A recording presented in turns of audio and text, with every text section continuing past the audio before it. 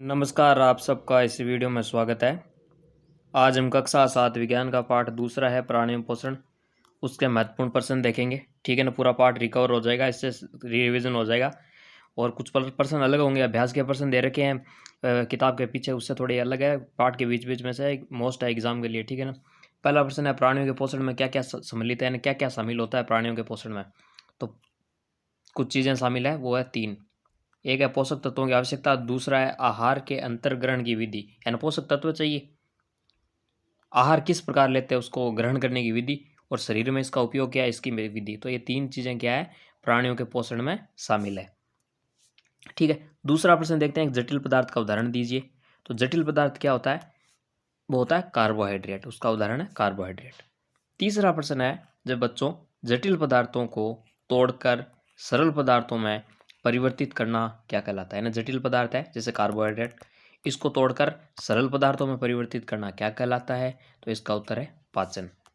चौथा प्रश्न देखें फिर बच्चों, हमिंग बर्ड अपना भोजन कैसे ग्रहण करते हैं। तो हमिंग बर्ड क्या है कि फूलों के जो मकरंद या शहद है उसको चूस कर अपना भोजन ग्रहण करते हैं। आगे चले बच्चों, आगे है कि पाचन तंत्र के मुख्य भागों के नाम लिखिए। तो आहार नाल जो मुख से गुदा तक फैली है तथा सहायक पाचन ग्रंथियां हैं, वो मिलकर क्या करती है, पाचन तंत्र का निर्माण करती है। और आहार नाल के भाग कौन कौन से हैं मुख से लेकर, वो इस प्रकार है, मुख गुहिका, गर्शिका, आमाशय, छोटी आंत, बड़ी आंत, मलाशय, मलद्वार या गुदा। इसके अलावा कुछ सहायक ग्रंथियां भी है, और सहायक ग्रंथियां कौन कौन सी हो गई, वो हो गई लार ग्रंथि, यकृत और अग्नाशय। ये 3 क्या है, ये 3 क्या है, सहायक पाचक ग्रंथियां हैं। और ये जो मुख गुहिका से लेकर गुदा तक है, ये क्या है, ये बच्चों है आपके आहार नाल के भाग। ठीक है, अगला प्रश्न देखते हैं, दांतों के प्रकार। छठा प्रश्न है, दांतों के प्रकार के नाम और उनके कार्य बताइए। तो पहला प्रकार है कृंतक, इनका काम है भोजन को काटना, इनकी संख्या होती है 8। ठीक है, आगे इसके क्लासिफिकेशन में नहीं जाएंगे। ठीक है ना, जो प्रश्न कह रहा है उतना ही काम करेंगे। ऊपर कितने हैं, नीचे कितने हैं, ये दांत ऊपरी जबड़े में कितने हैं, नीचे जबड़े में कितने हैं, ये आपको पता होना चाहिए। कुल 32 दांत होते हैं। ठीक है ना। दूसरा है रदनक, इसका काम है चीरना फाड़ना, इनकी संख्या 4 होती है।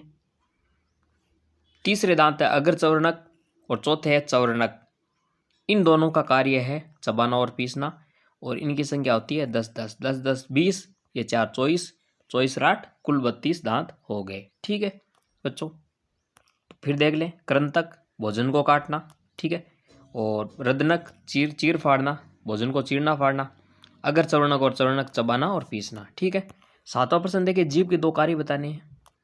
तो जीभ पहला कार्य लार को भोजन में मिलाना है, भोजन को निगलने में सहायता करती है। यहीं पर 2 काम हो गए, लेकिन हम क्या थोड़ा डिटेल में करेंगे। आप इतना भी लिख सकते हैं, 2 कार्य बनाकर, लार को भोजन में मिलाना है, भोजन को निगलने में सहायता करना है। इसको एक काम भी मान सकते हैं, 2 भी मान सकते हैं आप। ठीक है, मैंने 1 माना है यहाँ पर, ताकि थोड़ा कुछ ज़्यादा अध्ययन कर सके। दूसरा कार्य है स्वाद का ज्ञान करवाना, जैसे जीभ के अगले हिस्से में है ना, ये जीभ है, ये रहा इसका अगला हिस्सा, यहाँ से मीठे का, पीछे के हिस्से से यानी यहाँ से जीभ का कड़वे का ज्ञान होता है, साइड में आगे की ओर नमकीन का, यानी यहाँ पर नमकीन का ज्ञान होता है, साइड में पीछे की ओर खट्टेपन का, और यहाँ पर खट्टेपन का जीभ में ज्ञान होता है। तो यहाँ कड़वा क्या मीठा, और इन दोनों जगह नमकीन का और यहाँ खट्टेपन का ज्ञान होता है जीभ में। ठीक है, आगे बात करें फिर, 8वां प्रश्न है, सिद्ध कीजिए लार द्वारा स्टार्च का पाचन होता है। ठीक है ना, कि लार है उसमें एंजाइम पाया जाता है, वो क्या करता है, स्टार्च का एक तरह का कार्बोहाइड्रेट है, उसका पाचन होता है। तो हम देखते हैं कि एक प्रयोग करते हैं, इसके लिए एक्सपेरिमेंट करते हैं। एक प्रकनली लेते हैं, उसको नाम दे दिया ए, इसमें उबले चावल आएगा। ठीक है ना, चावल का पेस्ट लेंगे, यानी उबला हुआ चावल उसका पेस्ट बना लेंगे। ठीक है ना, उसमें कुछ बूंदे पानी डालेंगे और आयोडीन विलेन की 2-3 बूंदे डालेंगे, जिससे क्या है, टेस्ट ट्यूब में नीला रंग उत्पन्न हो जाएगा। अब इस तरह एक टेस्ट ट्यूब और लेते हैं, उसमें क्या करेंगे, कुछ चावल मुंह में चबाएंगे, मुंह में चबाएंगे दांतों से वो चावल, और उसके अंदर टेस्ट ट्यूब में डाल देंगे। इसमें भी कुछ बूंदे जल की डालेंगे, ठीक है ना, थोड़ा गीला हो जाए वो, और आयोडीन विलेन की कुछ बूंदे 2-3 बूंदे डाल देंगे, तो इसमें रंग नहीं आएगा, है ना। तो जो उबले हुए चावल थे उसके पेस्ट में पानी और आयोडीन मिलाए तो नीला रंग आ गया, जबकि इसमें जो दांतों से चबाए हमने, मुंह में जो चबाए हुए चावल के दाने थे उनमें आयोडीन विलयन बनाने पर नीला रंग नहीं आया। तो इसे निष्कर्ष निकलता है प्रज्ञली बी में चबाए गए चावल में उपस्थित लार ने चावल के स्टार्च को शर्करा में बदल दिया, इसलिए कोई रंग नहीं आया। क्या है स्टार्च होता है ना, वो क्या करता है आयोडीन के साथ नीला रंग उत्पन्न करता है। जबकि हमने दांतों में चबाया तो लार भी मिल गई, लार में एंजाइम पाया जाता है और उसने क्या किया कि स्टार्च को शर्करा में ग्लूकोज में चेंज कर दिया, इसलिए कोई रंग उत्पन्न नहीं हुआ। 9 प्रश्न है आपके बच्चों कि अमन को भोजन करने के बाद उल्टी हो गई, इसका क्या कारण है। तो जब हमारा आमाशय खाए हुए भोजन को स्वीकार नहीं करता तो उल्टी हो जाती है, यही कारण है कि भोजन के बाद अमन को उल्टी हो गई। ठीक है ना, जब हमारा आमाशय जो भोजन खाए हुए को स्वीकार नहीं करता तब क्या होती है, उल्टी हो जाती है। 10वां प्रश्न देखिए बच्चों, 10वां प्रश्न है कि आहार नाल का सबसे चौड़ा भाग कौन सा और इसके स्राव कौन से। तो इसका उत्तर यहाँ से है कि आहार नाल का सबसे चौड़ा भाग आमाशय है, ये अम्ल और पाचक रसों का स्राव करता है। अम्ल का क्या कार्य है, भोजन के साथ कोई बैक्टीरिया आ जाए उनको खत्म कर देते हैं, और पाचक रस क्या करते हैं, प्रोटीन को सरल पदार्थों में बदलते हैं। ठीक है ना, तो 2 स्राव हो गए, इसका एक तो हो गया अम्ल हो गया।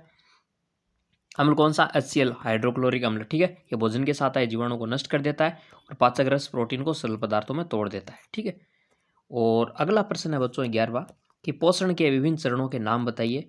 तो ये हो जाएंगे अंतर्ग्रहण, पाचन, अवशोषण, स्वांगीकरण और निष्कासन। 5 चरण हो गए, फिर से पढ़े। अंतर्ग्रहण, पाचन, अवशोषण, स्वांगीकरण, निष्कासन, बार बार बोलिए, और इनका आप डिटेल में अध्ययन पाठ में कर सकते हैं और पूरी साल किया भी होगा। ठीक है ना। 12वां प्रश्न है बच्चों, वसा का पाचन कहाँ होता है। तो वसा का पाचन छोटी आंत यानी क्षुद्रांत्र में होता है। क्षुद्रांत्र और छोटी आंत एक ही नाम है। 13वां प्रश्न है बच्चों, शरीर की सबसे बड़ी ग्रंथि है उसका स्राव क्या है। तो शरीर की सबसे बड़ी ग्रंथि यकृत है और इसका स्राव पित्तरस है जो वसा के पाचन में सहायक है। और ये पित्तरस कहाँ संग्रहित होता है, तो ये पित्ताशय में संग्रहित होता है। ठीक है, 14वां प्रश्न देखते हैं बच्चों, जल का अवशोषण कहाँ होता है। जल का अवशोषण होता है बड़ी आंत या वरह दांत्र में। इसको वरह दांत्र भी बोलते हैं या बड़ी आंत भी बोलते हैं। 15वां प्रश्न है बच्चों, अमीबा के स्यूडोपोडिया। ठीक है ना, ये अमीबा होता है, इस तरह इसके जो पैर होते हैं वो स्यूडोपोडिया कहलाते हैं। कि 2 कार्य बताइए। तो ये स्यूडोपोडिया से क्या करता है, एक तो भोजन को पकड़ता है, दूसरा गति करने में सहायक है। बहुत सारे ऐसे छोटे छोटे कण तैरते रहते हैं, ठीक है ना, भोजन के जो पानी में छोटे छोटे जीव होते हैं उनको ये पकड़ता है, फिर इन स्यूडोपोडिया को बंद कर लेता है। इसके अलावा ये हिलते हैं तो ये गति करता है ना, चलता है। 2 काम हो गए इसके। 16वां प्रश्न है, विभिन्न पाचक रसों की पाचक ग्रंथि व उनके कार्य बताइए। तो पाचक रसों की पाचक ग्रंथि जैसे लार है, इसकी पाचक ग्रंथि क्या है, लार ग्रंथि है। लार ग्रंथि का कार्य क्या है, इस स्टार्च को शर्करा में पचा देती है या बदल देती है। पित्तरस है, पित्तरस कहाँ से स्रावित होता है, यकृत से, ये वसा का पाचन करता है। जठर रस ये आमाशय से स्रावित होता है, ये प्रोटीन का पाचन करता है। अगला है अग्नाशयी रस, ये अग्नाशय से स्रावित होता है, ये कार्बोहाइड्रेट और प्रोटीन का पाचन करता है। आंतररस जो छोटी आंत से स्रावित होता है, कार्बोहाइड्रेट, प्रोटीन और वसा का पाचन करता है। फिर से देखें, लार पाचक ग्रंथि लार ग्रंथि स्टार्च को शर्करा में बदलती है। पित्तरस यकृत से स्रावित होता है, वसा का पाचन करती है। जठर रस आमाशय से स्रावित होता है, प्रोटीन का पाचन करता है। अग्नाशयी रस अग्नाशय से कार्बोहाइड्रेट और प्रोटीन का पाचन करता है। आंतररस छोटी आंत से कार्बोहाइड्रेट, प्रोटीन और वसा का पाचन करता है। ठीक है बच्चों, ये हो गए 16 प्रश्न। 4 प्रश्न और देखते हैं, 4 या 3 जितने भी है। ORS क्या है, इसका क्या कार्य है। तो ORS है एक जीवन रक्षक घोल। ठीक है, इसको उबालकर ठंडे जल में कुछ चुटकी भर नमक है ना, क्या चम्मच में थोड़ा सा ले लेते हैं। 1 गिलास पानी है तो उसके अंदर क्या है 1 चम्मच चीनी मिला देते हैं और आधा या 1/4 चम्मच क्या है नमक मिला देते हैं। मिलाकर तैयार किया जाता है। या डॉक्टर के पास जाने से पूर्व दिया जाता है। ORS का घोल क्या करता है, जब बहुत ज़्यादा दस्त लगती है तब ये दिया जाता है। तो संक्रमण यानी इन्फेक्शन, अपच और खाद्य विषाक्तता तक है ना, क्या भोजन विषैला खा लें हम तब की दशा में होने वाली दस्त को रोकता है ना। दस्त लगने लगते हैं और हॉस्पिटल जाना होता है, उससे बहुत ज़्यादा दस्त लग रहे हैं तो ORS का घोल दिया जाता है। और यह शरीर में जल और लवण की कमी को दूर करता है ना। बहुत ज़्यादा दस्त लगते हैं तो शरीर में पानी की कमी हो जाती है और साल्ट की कमी हो जाती है, इन दोनों की कमी को ये दूर करता है। कमजोरी सी आ जाती है, चक्कर आने लगते हैं तो तब ये दिया जाता है। ठीक है, ORS। अगला प्रश्न है बच्चों 18वां कि कार्बोहाइड्रेट, प्रोटीन और वसा के पाचन के उत्पाद क्या है। तो कार्बोहाइड्रेट का जो उत्पाद है पाचन का, यह शर्करा में बदल जाता है। प्रोटीन है ये अमीनो अम्ल में बदल जाता है।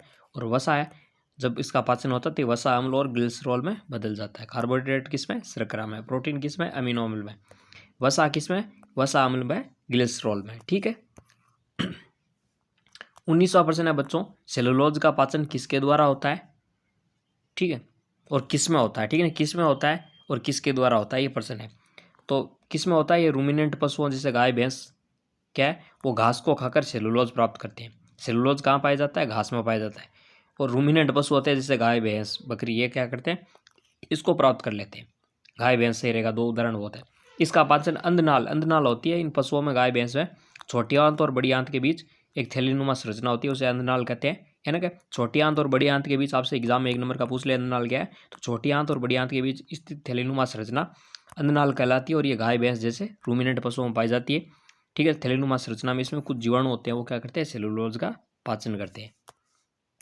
20वां और आखिरी प्रश्न है बच्चों आज का, कि दंत क्षय का कारण व निवारण बताइए। तो इसका उत्तर देखते हैं। दिन भर कुछ न कुछ खाते रहते हैं, ठीक है ना, और मिठाई चॉकलेट आदि खाने से मुंह में उपस्थित बैक्टीरिया क्या करते हैं, शर्करा का विघटन कर देते हैं। बहुत ज़्यादा मीठा खा रहे हैं, बार बार रोटी खा रहे हैं, कुल्ला नहीं कर रहे हैं, तो क्या करता है, बैक्टीरिया पाए जाते हैं मुंह में, बैक्टीरिया उत्पन्न हो जाते हैं। और वो क्या करता है, वैसे तो पीएच सही रहता है, लेकिन वो क्या है, बार बार खाने से वो क्या है कि विघटन कर देते हैं और अम्लीय बना देते हैं। ठीक है ना, उदासीन होता है वैसे तो, उदासीन का लगभग होता है ना, वहाँ पर ऐसा मीडियम होता है जहाँ बैक्टीरिया नहीं होते, लेकिन बहुत ज़्यादा अम्लता उत्पन्न हो जाती है जब गुल्ला आदि नहीं करते हैं, चॉकलेट खाते हैं, मिठाई खाते हैं ज़्यादा। तो इससे क्या है, दंत क्षय हो जाते हैं ना, दांत में कीड़ा लग जाता है। इसका उपाय क्या है, दिन में 2 बार ब्रश करना चाहिए और खाने के तुरंत बाद कुल्ला करना चाहिए। ठीक है, तो दंत क्षय है ना, दांतों में कीड़ा लगने, दांत धीरे धीरे कटने लगते हैं। दांत में होता क्या, दांत में एक तरह का क्या होता है, सोडियम वो होता है, कैल्शियम कार्बोनेट होता है, वो एक तरह का क्षार होता है। क्या होता है बच्चों, अम्ल क्षार पढ़ा होगा आपने, क्षार होता है।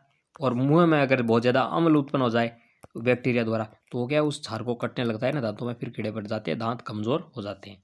इसलिए खाने के बाद कुल्ला करना चाहिए, दिन में 2 बार ब्रश करनी चाहिए, और मुंह में बार बार उंगली वगैरह नहीं देनी चाहिए। बहुत ज़्यादा बच्चे होते हैं नाखून वगैरह उंगली वगैरह चाटते रहते हैं, उससे भी मुंह, हमारे हाथों में बैक्टीरिया होते हैं, वो मुंह में चले जाते हैं, वो भी सही नहीं है, उससे भी दंत से हो सकता है। ये थे बच्चों 20% जो पाठ को कवर करते हैं। वीडियो अच्छा लगे तो इसको लाइक शेयर और चैनल को सब्सक्राइब कीजिए। Thanks for watching.